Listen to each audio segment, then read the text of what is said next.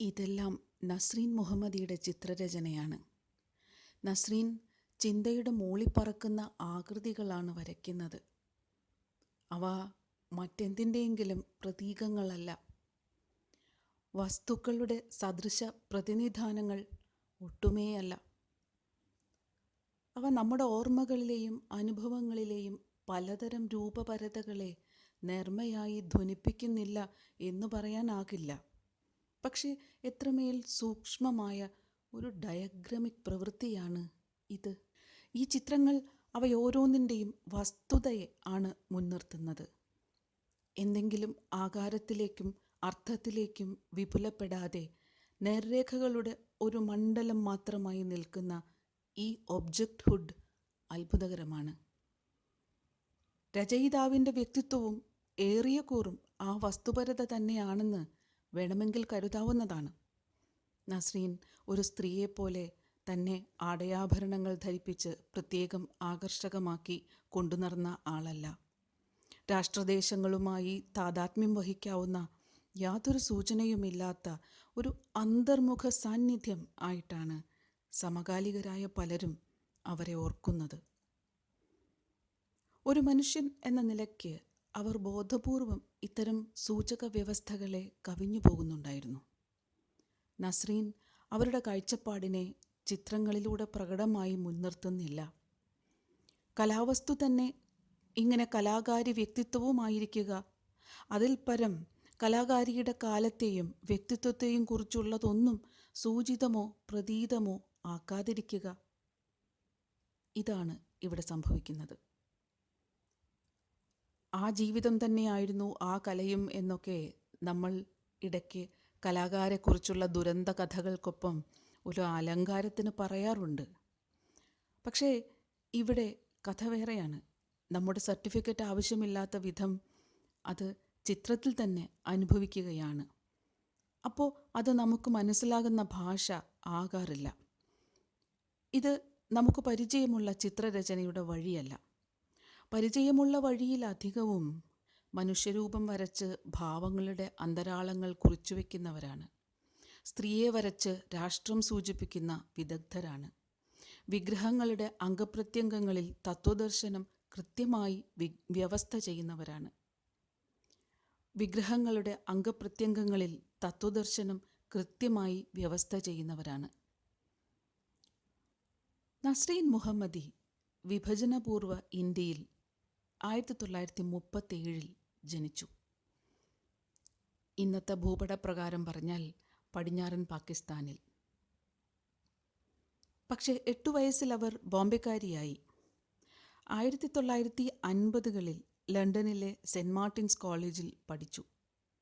60കളുടെ തുടക്കത്തിൽ പാരീസിലെ ഒരു പ്രിന്റ് മേക്കിംഗ് കൂട്ടായ്മയിൽ സ്കോളർഷിപ്പോടെ പരിശീലനം നേടുകയും ചെയ്തു. ഇന്ത്യയിൽ തിരിച്ചു വന്ന നസ്രീൻ ബോംബെയിൽ അക്കാലത്ത് പ്രവർത്തിച്ചിരുന്ന MF ഹുസൈൻ, തയ്യബ് മേത്ത, VS ഗായ്തൊണ്ടെ, ജറാം പട്ടേൽ തുടങ്ങിയ പ്രോഗ്രസീവ് ചിത്രകാരന്മാരുമായി ഇടപഴകി. ബോംബെയിലെ ഗുലാബായ് ദേശായി ഇൻസ്റ്റിറ്റ്യൂട്ടിലാണ് അവർ അക്കാലത്ത് പ്രവർത്തിച്ചിരുന്നത്. 1972 നസ്രീൻ ബറോഡയിൽ ഫാക്കൽറ്റി ഓഫ് ഫൈൻ ആർട്സിൽ അധ്യാപികയാകുന്നത്. പൊതുവെ 20ാം നൂറ്റാണ്ടിലെ ദൃശ്യ സംസ്കാരം കൊണ്ടുണ്ടായത് മനുഷ്യരുടെ പരസ്പര നോട്ടങ്ങളുടെ ഭരണകൂടമായിരുന്നു. അധികാരവും രതിജനകമായ സജീവതകളും ഒളിഞ്ഞു പാർത്തത് നമ്മുടെ നോട്ടപ്പൊരുൾ അധികാരത്തിലാണ്. കാണലിൻ്റെയും കാണിക്കലിൻ്റെയും നീതികളും അനീതികളും എന്താണ് എന്നത് അവിടെയാണ് രൂപപ്പെട്ടത്. കല പലപ്പോഴും അതിലെ സജീവ പങ്കാളിയായി. റിയലിസവും ഭാവനയുടെ മനോവ്യാപാരങ്ങളുമായിരുന്നു മുഖ്യ ഭാഷ. നോട്ടത്തിൻ്റെ ഭരണകൂടത്തിൽ ഇടപെടാൻ പറ്റിയ പ്രലോഭനീയമായ പ്രവൃത്തിയായി ചിത്രരചനയെ മാറ്റുന്ന കാൽപ്പനികമായ ആധുനികത ലോകത്ത് പല സംസ്കാരങ്ങളിലും ഉണ്ടായിട്ടുണ്ട്. വശീകരിക്കുന്ന ചിത്രരചനോപാധികൾ, കോമ്പോസിഷൻസ്, ബിംബകൽപ്പനകൾ, ഇമേജറി, രചനയുടെ ഒരു മെറ്റീരിയാലിറ്റി, ഇതൊക്കെ ആ കാൽപ്പനിക ആധുനികതയുടെ പ്രകാശനങ്ങൾ കൂടിയായി നമ്മളും മനസ്സിലാക്കിയിട്ടുണ്ട്. യഥാർത്ഥത്തിൽ ഈ കാൽപ്പനിക ആധുനികതയുടെ ഉള്ളിൽ ഒരു ലിബറൽ ഹ്യൂമനിസ്റ്റ് ഉണ്ട്. അയാൾക്ക് ചില പെരുമാറ്റങ്ങളുണ്ട്. അതായത് മറ്റൊന്നിനു വേണ്ടി താൻ നിലകൊള്ളുക, മറ്റൊന്നിന് അർഹമായ ഇടം കൊടുക്കാതെ താൻ ഇടപെടുക, മറ്റൊന്നിന് അർഹമായ ഇടം താനായിട്ട് നൽകുക, കാഴ്ചയെ വശീകരിക്കുക, ഓരോന്ന് കാണിച്ചോ പാതി മറച്ചു കാണിച്ചോ ഒക്കെ മറ്റൊരാളുടെ ചിന്തയെ നയിക്കുക, അപരത്തെ നിർമ്മിക്കുക, അപരത്തെ എതിർക്കുക, ഇതൊക്കെയാണ് ആ പെരുമാറ്റങ്ങൾ. ഇവയോടൊപ്പം ഇവയുടെയൊക്കെ നൈതിക പ്രശ്നങ്ങളും നമ്മുടെ സാംസ്കാരിക ജീവിതത്തിലെ ലാവണ്യശാസ്ത്ര പ്രശ്നങ്ങൾ തന്നെ. നമ്മുടെ രതിജന്യ അനുഭവങ്ങളുടെയും ആത്മപീഡകളുടെയും മർമ്മത്തിൽ ഈ പെരുമാറ്റങ്ങൾ തന്നെയാണ് ഉള്ളത്. ഇങ്ങനെയുള്ള പെരുമാറ്റച്ചട്ടവും അതിൻ്റെ വേദനകളും നിർമ്മിച്ചത് പുരുഷാധികാരത്തിൻ്റെ അധ്യക്ഷതയിൽ ഉണ്ടായി വന്ന മാനവികതാവാദമാണ്, ലിബറൽ ഹ്യൂമനിസം. ഒരർത്ഥത്തിൽ നോക്കിയാൽ പുരുഷാധിപത്യത്തെ അതിൻ്റെ തന്നെ ഭാഷകൾ ഉപയോഗിച്ച് എതിർക്കുക എന്ന വിധത്തിലുള്ള കലാകാരിയുടെ രാഷ്ട്രീയവും ഈ മർമ്മത്തിൽ തന്നെയാണ് ഇരിപ്പ്. കഴിഞ്ഞ ലക്കത്തിൽ കണ്ട ജൂഡി ചിക്കാഗോയെ പോലുള്ളവർ അങ്ങനെയാണ്. പക്ഷേ ഈ മർമ്മസ്ഥാനം ഉപേക്ഷിച്ചു പോകാൻ ശ്രമിക്കുന്ന കലാകാരി നരവംശവും ഉണ്ട് എന്നതാണ് നസ്രീനെ മനസ്സിലാക്കുമ്പോൾ കാണേണ്ടി വരുന്നത്. ഈ പെരുമാറ്റങ്ങളും അവയുടെ നൈതിക പ്രശ്നങ്ങളും ചിത്രകാരിൽ ആന്തരികമായി ഉണ്ടാക്കുന്ന കിതപ്പുകൾക്ക് എന്താണ് ഭാഷ? അത് മൗലികമായും വേറിട്ട മറ്റൊരു ചോദ്യമാണ്. കലാകാരിയായി ജീവിക്കാൻ നസ്രീൻ ഒരുപക്ഷെ പരിഗണിച്ചത് ആ ചോദ്യമായിരിക്കാം. നോട്ടത്തിൻ്റെ ഭരണകൂടങ്ങളിൽ പറയത്തക്ക കർത്തൃത്വമില്ലാതെ മേലാളരുടെ പ്രതിനിധാനങ്ങളായി മാത്രം ജീവിക്കേണ്ടി വന്നവർക്ക് ഈ കിതപ്പ് എന്തെന്നറിയാം. കലാകാരി എന്ന നരവംശം ഒരു വഴിയിലല്ല പല വഴികളിൽ അതറിയുന്നു. വ്യവസ്ഥയുടെ ഇരട്ട മുഖങ്ങൾ തങ്ങളിലേൽപ്പിക്കുന്ന ആ കിതപ്പിൻ്റെ ആവിഷ്കാരമായിട്ടല്ല, ആ കിതപ്പായി തന്നെ ജീവിച്ച ലോകത്തെ അപൂർവം പേരിൽപ്പെടും നസ്രീൻ. നോട്ടത്തിൻ്റെ ഭരണകൂടത്തെ തൻ്റെ കലാചിന്തയിൽ ഇല്ലായ്മ ചെയ്യുക എന്ന ലക്ഷ്യം നസ്രീനിൽ ഉണ്ടായിരുന്നുവെന്ന് നിരീക്ഷിക്കപ്പെട്ടിട്ടുണ്ട്. അതിനാലാകാം അമൂർത്തത നസ്രീന് സഹജ ഭാഷയായി മാറിയത്.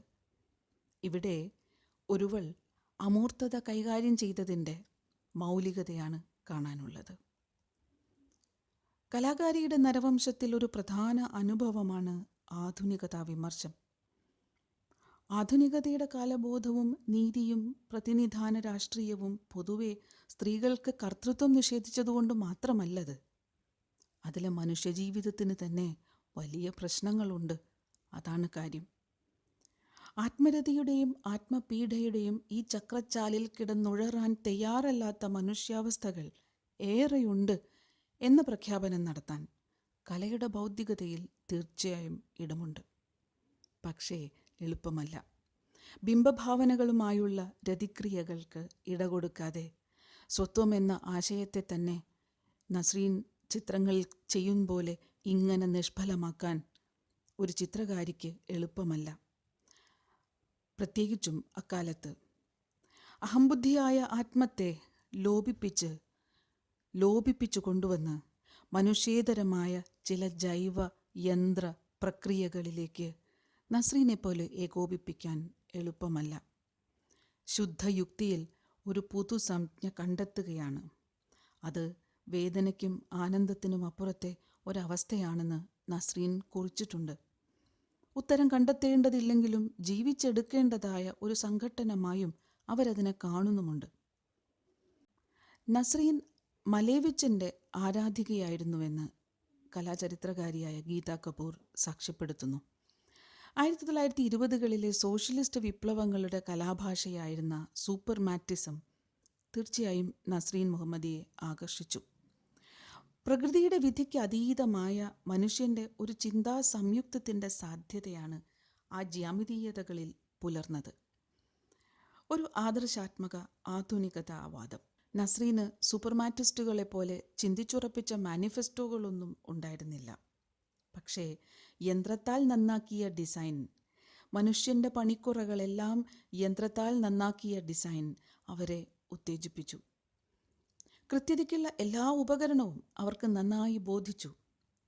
അത് എഞ്ചിനീയറിംഗ് ടൂൾസ് ആകട്ടെ, ക്യാമറയാകട്ടെ, ഡെവലപ്മെൻറ്റ് ഡാർക്ക് റൂമുകളാകട്ടെ, അവർ തേടുന്ന ഏതോ ഒരു ചിന്താരൂപം ആധുനികമായ യന്ത്രാധിഷ്ഠിത ആകൃതികളിൽ ഉണ്ടായിരുന്നു. അത് ഒരുപക്ഷെ ഉന്നതമായ രൂപമാതൃകകൾക്കായുള്ള ആഗ്രഹമായിരുന്നു. ഒന്നും ദുർവ്യയം ചെയ്യാത്ത വിധം എല്ലാം പ്രയോജനപ്രദമാകുന്ന ഒരു കാലം വരും. ജീവിതത്തിൻ്റെ അടിസ്ഥാന തത്വങ്ങൾ അന്ന് നമ്മൾ അറിയും. സമയമെടുക്കുമായിരിക്കും, പക്ഷേ ശുദ്ധമായ സഹനശക്തിക്കായുള്ള ഒരവസരം നമുക്ക് കൈവന്നിരിക്കുകയാണ് എന്ന് 1980കളിൽ അവർ ഒരു ഡയറിയിൽ എഴുതിയിരുന്നു. നോക്കൂ, ബിംബങ്ങളിൽ അർത്ഥങ്ങൾ വന്നു കൂടൊരുക്കുന്ന ഇടങ്ങളാണ് നസ്രീൻ്റെ മികച്ച സമകാലികരെല്ലാം ഭാവനാപഥങ്ങളാക്കിയത്. ഗുലാം മുഹമ്മദ് ഷേഖ്, KG സുബ്രഹ്മണ്യൻ, ഭൂപേൻ ഖക്കർ, അർപ്പിത സിംഗ്, അർപ്പണ കൗർ തുടങ്ങി പലരും നസ്രീൻ്റെ സമകാലികരാണ്. ഇവരെല്ലാം ആധുനിക ഇന്ത്യൻ കലയിൽ വ്യവസ്ഥാനിന്ദനങ്ങളുടെയും പീഡകളുടെയും പ്രതീകങ്ങൾ പ്രവർത്തിപ്പിച്ചുകൊണ്ടേയിരുന്നു. അങ്ങനെ ചെയ്തിരുന്ന മുതിർന്ന പ്രോഗ്രസീവുകളുടെ ഇളമുറയുമായിരുന്നു നസ്രീൻ. ഐക്കണോഗ്രാഫിക്കായുള്ള രൂപപരിണാമങ്ങളുടെയും മെറ്റഫറുകളുടെയും നിധിപേടകങ്ങൾ കൊണ്ട് തന്നെയാണ് ഒരർത്ഥത്തിൽ ഇന്ത്യൻ കല അതിൻ്റെ ആധുനികതാവാദത്തിൻ്റെ സവിശേഷ ഘട്ടങ്ങളിലെല്ലാം പ്രവർത്തിച്ചിരുന്നത്. രൂപങ്ങളുടെ പ്രതിനിധാനങ്ങളെല്ലാം കഴിവതും നിഷേധിക്കാനുള്ള പരിശ്രമമാണ് അമൂർത്തത.